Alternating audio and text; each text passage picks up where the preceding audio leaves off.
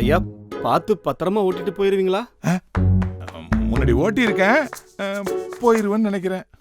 ஏண்டா ஐயா உனக்கு வண்டி ஓட்ட தெரியும்? கத்துக்கலையா?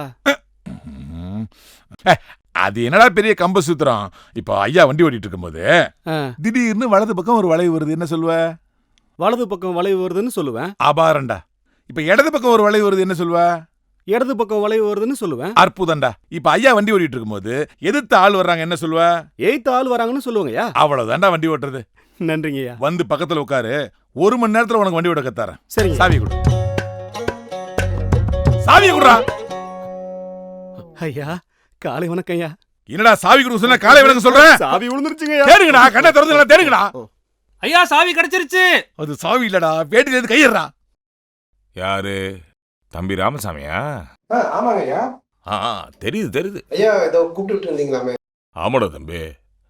ஆத்தா கண்ணு குத்துனது வந்து வாய்ப்பு ஒன்று ஜாஸ்தி ஆகி போச்சு. மகிழ்ந்து ஓட்டுறதுக்கு கொஞ்சம் கஷ்டமா இருக்கு. நீ கொஞ்சம் ஓட்டுவியா? நான் ஓட்டுறேங்க ஐயா, வாங்க. சரி சாவி எடுத்துக்கோ. சாவி இந்த பக்கம் இருக்கு. அதை நீ எடுத்துக்கோ, நான் வீட்டு சாவி சொல்றேன். சரி வாங்க. மூக்கைய முன்னாடி போயிட்டான்டா, சீக்கிரம் சாவி கொடுங்கடா. ஐயா சல்லடை போட்டு சலிச்சிட்டாங்க ஐயா, சாவி மட்டும் கிடைக்கலங்கய்யா. ஐயோ, இன்னைக்கு நேரமே சரியில்லை போட்டிருக்க.